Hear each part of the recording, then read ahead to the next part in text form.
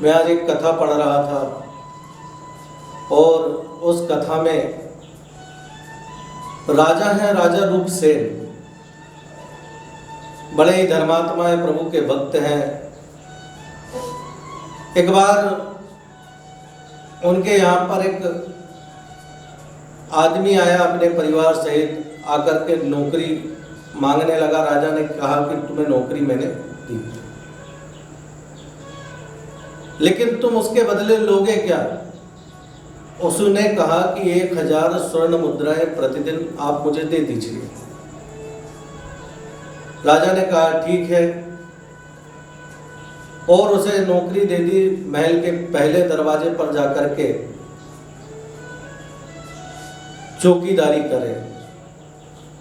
2-3 दिन बीते और बीतने के बाद राजा ने अपने सिपाहियों को बुलाया और कहा कि जाकर के पता करो आखिर इतनी स्वर्ण मुद्राएं ये रोज लेता है, ये खर्च कहाँ करता है। सिपाही गए, जाकर के उन्होंने पता किया, आकर के राजा से कहा कि महाराज जी, ये आदमी आपके द्वारा दी हुई संपूर्ण धनराशि को अच्छी जगह में जाकर के खर्च करता है, कहीं दान देता है, संतों की सेवा में लगाता है, कहीं भंडारा कर देता है, कुछ ना कुछ शुभ कार्य करता है।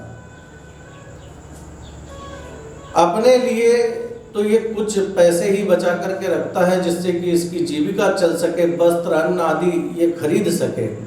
राजा सुनकर के बड़े प्रसन्न हुए कि आज मेरे यहाँ कोई धर्मात्मा सेवक भी आया है। कुछ दिन बीते, रात्रि का समय था और रात्रि के समय में एक स्त्री के रोने की आवाज राजा को सुनाई दी। राजा ने उसी सेवक को आज बुलाया और कहा कि देखो, हमारे राज्य में ये कौन स्त्री रो रही है, जाकर के तुम इसे पता करके मुझे बताओ। वह सेवक गया।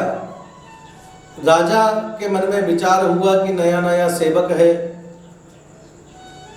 कहीं डर ना जाए, इसीलिए वह भी उस सेवक के पीछे पीछे गए।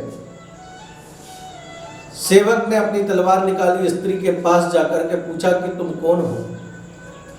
स्त्री कहने लगी कि महाराज, मैं इस देश के राजा की मृत्यु हूं। सेवक ने कहा कि आपका आगमन यहाँ कैसे हुआ? बोले कल सुबह राजा मर जाएंगे, मैं उन्हें लेने के लिए आई हूं।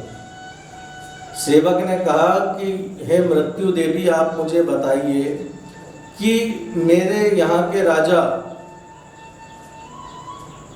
कुछ दिन और जीवित रह सकें, ऐसा कोई उपाय है क्या? मृत्यु ने कहा कि बिल्कुल, अगर राजा का कोई हितैषी, कोई प्रेम करने वाला जाकर के काली जी के मंदिर में अपने एक लौते पुत्र की बलि चढ़ा दे तो निश्चित है कि राजा की उम्र 100 वर्ष बढ़ जाएगी। सेवक वहां से चला, आकर के अपने घर पहुंचा, अपनी स्त्री को बताया कि ऐसी ऐसी बात है, मृत्यु से मेरी मुलाकात हुई। पत्नी ने कहा कि आप चाहते क्या है? सेवक कहने लगा कि प्रिय, मेरे पुत्र जैसे और हम जैसे लाखों लोग भी अगर मर जाएं तो चलेगा, लेकिन इस देश का जो राजा धर्मात्मा है, ऐसा राजा कभी मरना नहीं चाहिए। पत्नी ने कहा कि आप जो चाहते हो वो करो। पत्नी भी वो ही जो अपने पति के विचार में अपने विचार को मिला दे। उसने भी कह दिया कि आपकी जैसी इच्छा है करो। 5-7 साल का उनका पुत्र था, रात्रि का समय था, उसको उठाया, उठा करके पूछा।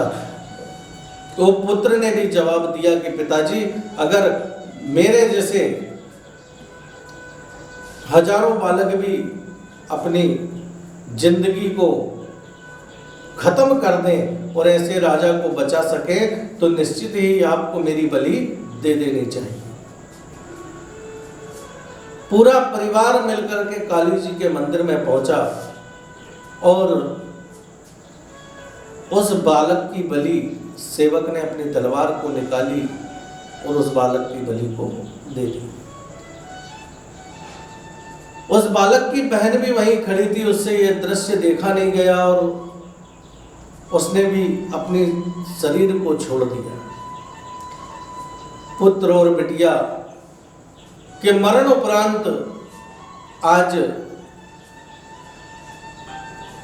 मां को भी यह सहन नहीं हुआ दुख और उसने भी अपने शरीर का त्याग कर दिया। सेवक ने मन में विचार किया, जब संपूर्ण परिवार ही मेरा खत्म हो गया है, मां से प्रार्थना की कि मां काली, तुम्हें एक बलि की जरूरत थी, मेरे परिवार की 3 बलि चली गई हैं, लेकिन आज मैं अपनी बलि भी दे देता हूं, लेकिन इस राजा का कुछ बिगड़ना नहीं चाहिए। सेवक ने तलवार उठाई और अपनी गर्दन भी काट दी। राजा ये संपूर्ण दृश्य छुप करके देख रहा था। उसने मन में विचार किया कि ऐसे 4 धर्मात्मा और विश्वास पात्र लोगों की मृत्यु के बाद मैं कैसे जीवित रह सकता हूं, कैसे इनकी मृत्यु के बाद इस राज्य को मैं भोग सकता हूं। राजा गया, जाकर के तलवार उठा करके अपनी बलि देने लगा। मां कालिका प्रसन्न हुई और आकर के हाथ पकड़ लिया, कहा कि राजा, तुम्हारे लिए 4 बलि हो गई हैं और तुम मरना चाहते हो। राजा ने कहा कि मां, ऐसे विश्वास पात्र सेवक की बलि के बाद मैं कैसे इस राज्य का सुख भोग सकता हूं।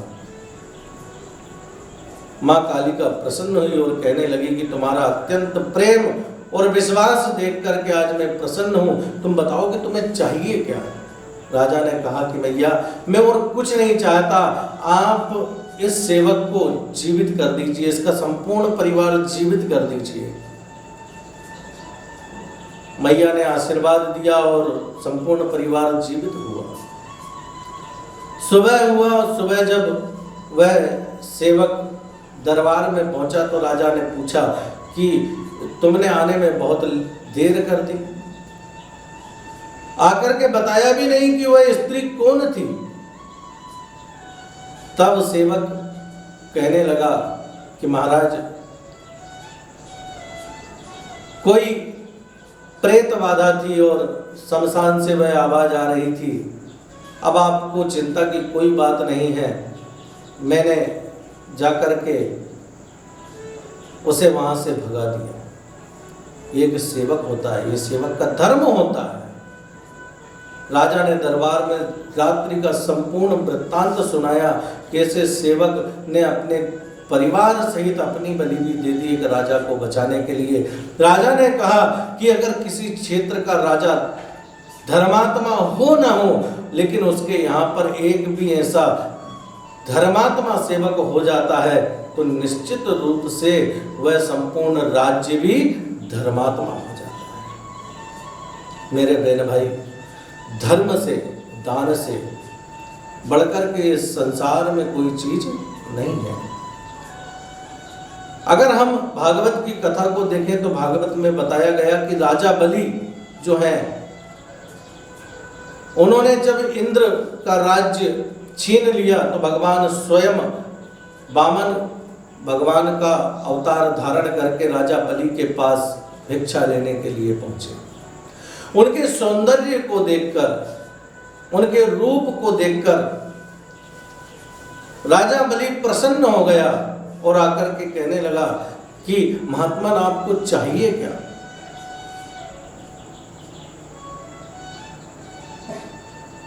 वामन भगवान ने कहा कि बलि, मुझे 3 पग भूमि चाहिए। शुक्राचार्य जी आ गए और शुक्राचार्य जी ने बलि से कहा कि राजन, तुम जानते हो ये आखिर है कौन। ये संपूर्ण जगत का स्वामी है, नारायण है। ये तुमसे तुम्हारा सर्वस्व छीनने के लिए आया है, सर्वस्व ले लेगा ये, तुम इसे दान ना दो। लेकिन राजा बलि माने नहीं और भगवान से कहा कि तुम संकल्प कराओ। भगवान जब संकल्प कराने लगे तो शुक्राचार्य जी एक छोटा रूप धारण करके उस लोटे की टोटी में जा करके बैठ गए। भगवान को ये कतई भी बर्दाश्त नहीं कि कोई धर्म कार्य करे और कोई उसे जाकर के रोके।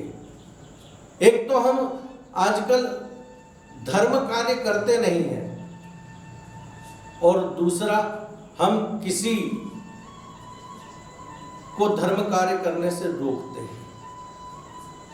अगर हमारे यहाँ कोई धर्म हो रहा है, कोई अच्छा कृत्य हो रहा है तो हम उसे रोक भी देते हैं।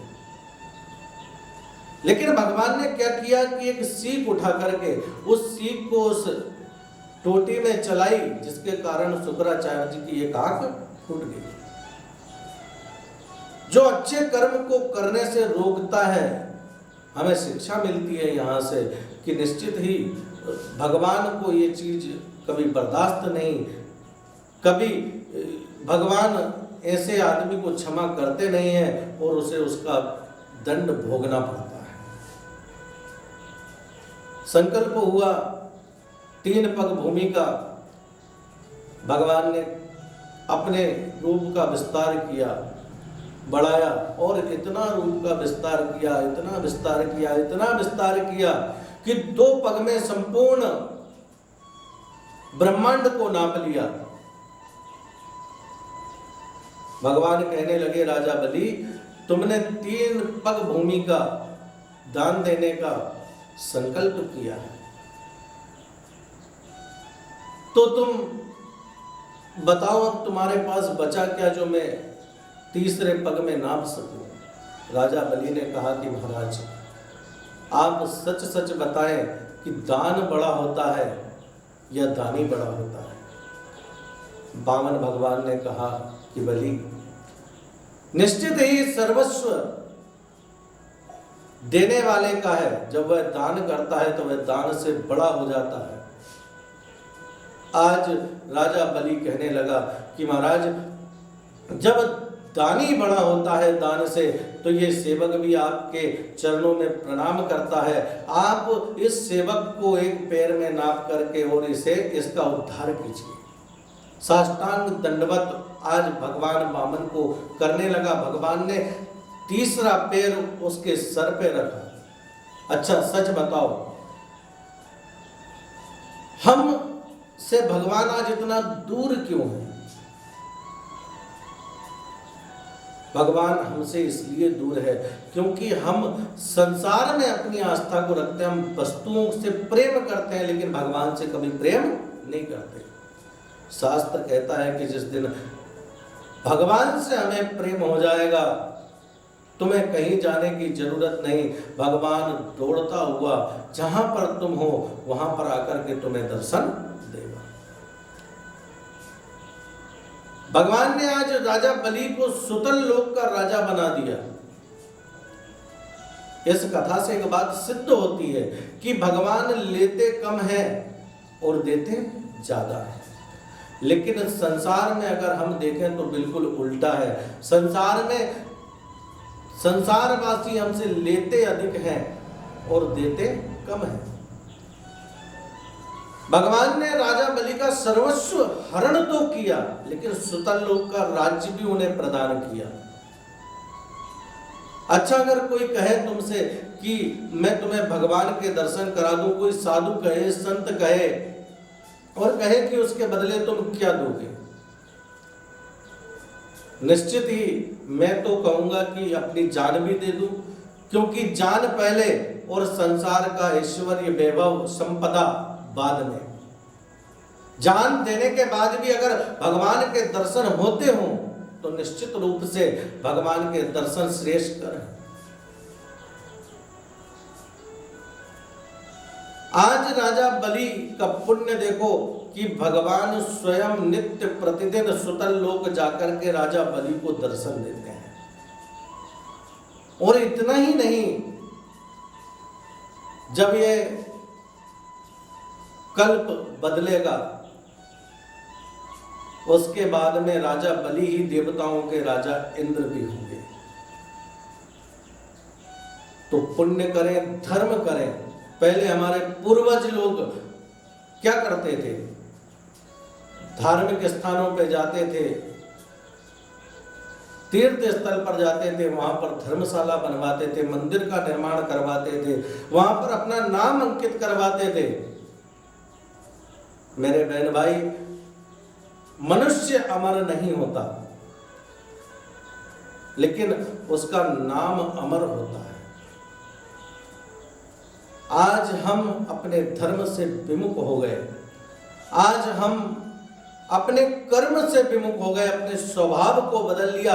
हम सिर्फ ये चाहते हैं कि हमारा घर भराए, हमें ही जो कुछ भी है वह मिले, सारा सुख ऐश्वर्य हम पर ही हो जाए।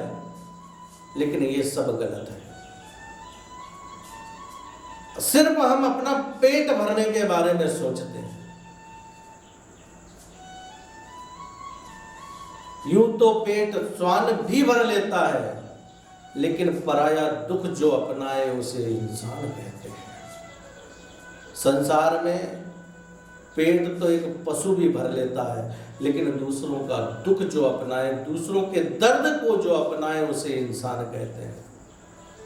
सत्कर्म करो, सतमार्ग पर चलो, अपने स्वभाव में कभी परिवर्तन आने ना दो।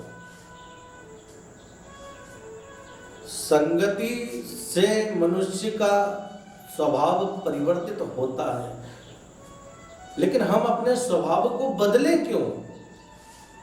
हम अपने स्वभाव के अनुसार ही चलें, हमें जैसा करना चाहिए हम वही कर्म करें। हम प्रभु के भक्त हैं, भगवान के भक्त हैं, हम अपने नियम को क्यों बदलें किसी के कारण? एक कथा मिलती है, एक संत स्नान करने के लिए गए, नदी में बाढ़ आ रही थी। संत ने स्नान किया, बाहर निकले और उन्होंने देखा कि एक बिच्छू बेता हुआ जा रहा है। संत का स्वभाव है दूसरों की रक्षा करना, दूसरों को बचाना। संत ने अपना हाथ डाला और उस बिच्छू को अपने हाथ पर बैठा लिया। बिच्छू ने तुरंत उसे डंक मार दिया। संत ने पुनः उस बिच्छू को छोड़ा, बिच्छू फिर बहने लगा। संत ने अपना हाथ आगे बढ़ाया, फिर अपने हाथ पर बैठा दिया। ऐसा एक बार नहीं, 10-20 बार हुआ। उनका एक सेवक खड़ा हुआ वहां देख रहा था और उसने पूछा कि महाराज जी, जब ये बार बार आपको डंक मार रहा है तो आप इसे बहने क्यों नहीं देते? छोड़ दो इसे।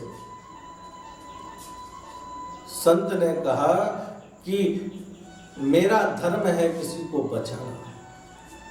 संत ने कहा कि मेरा धर्म है किसी की रक्षा करना। मेरा स्वभाव है कि मैं डूबते हुए को उभार दूं, चाहे मुझे कितना भी दर्द मिले। और इसका स्वभाव है काटना, डंक मारना। जब ये अपना स्वभाव नहीं छोड़ सकता तो मैं अपना स्वभाव क्यों छोड़ूं? एक बार इसको ही अपना स्वभाव छोड़ना पड़ेगा, लेकिन मैं अपना स्वभाव छोड़ने वाला नहीं हूं। तो मेरे बहन भाई, हम इस संसार में रहते हैं, यहां पर धर्म, हमारा सनातन धर्म सर्वोपरि धर्म है। हम दूसरों के हित में रहें, दूसरों के हित की बात करें, दूसरों का हित करें, धर्म करें। अपने स्वभाव में कभी परिवर्तन आने ना दें। अपने को ऐसा बना लें कि चाहे हमारी संगति गलत आदमी के साथ भी हो, लेकिन हमारे स्वभाव में कभी परिवर्तन ना आए। चंदन विष व्यापे रहे, लिपटे रहत भुजन। चंदन के पेड़ से अनेक सर्प लिपटे रहते हैं, लेकिन कभी उस पर विष का असर नहीं होता। ऐसे ही हमारे जीवन में भी हमारे धर्म पर, हमारे संस्कार पर, हमारे विचारों पर किसी भी चीज का असर ना हो। ऐसे अपने स्वभाव को बनाएं। जय श्री राम।